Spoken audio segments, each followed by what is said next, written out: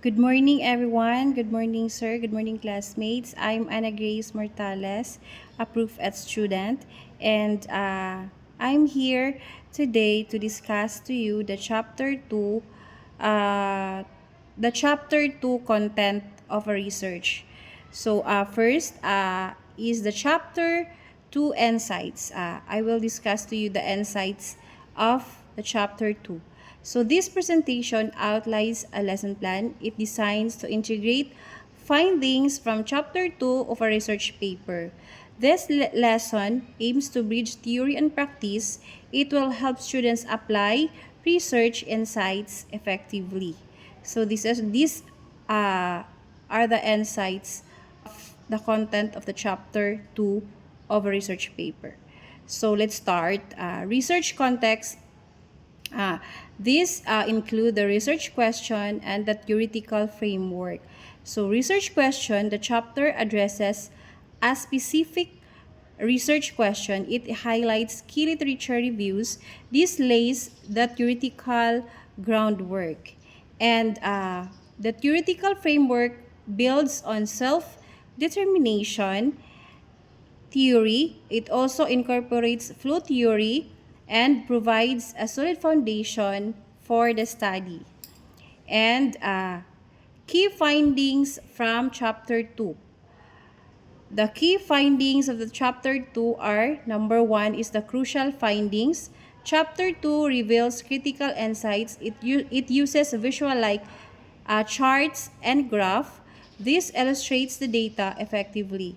And number 2 is the statistical significance. This data shows the statistical significance. Active learning correlates with higher test score. And the lesson objective.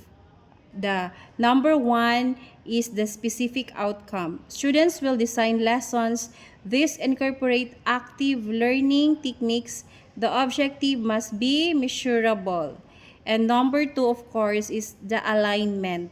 Lesson content aligns with findings. This will make the information easier to understand.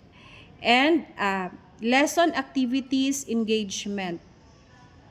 The think, pair, share.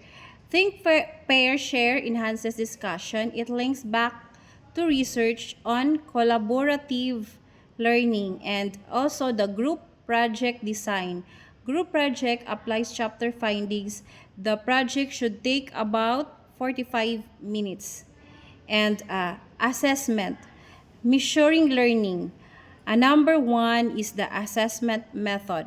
Project-based assessment are used. We will evaluate the student learning. And number 2 is the measurement. The assessment measures the lesson objective. This will tell you whether the lesson was effective. And last is the criteria. Rubrics assess active learning incorporation. They also measure alignment with the findings. And next is the challenges and solutions. So number 1 is the potential challenge. Lack of resources can hinder activity implementation. The solution, free online tools. And number 2 is the alternative approaches. Offer practical solutions, address research limitation as they raise. And last is the conclusion or the implication. So these are the key takeaways, broader implications, and future research.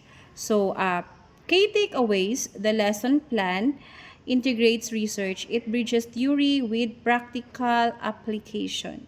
And broader implications, it highlights active learning importance. It will also show the potential impact. And lastly is the future research. Future research should assess long-term impacts. This will show how effective the strategies are. So that's all for today, and thank you so much, and God bless everyone.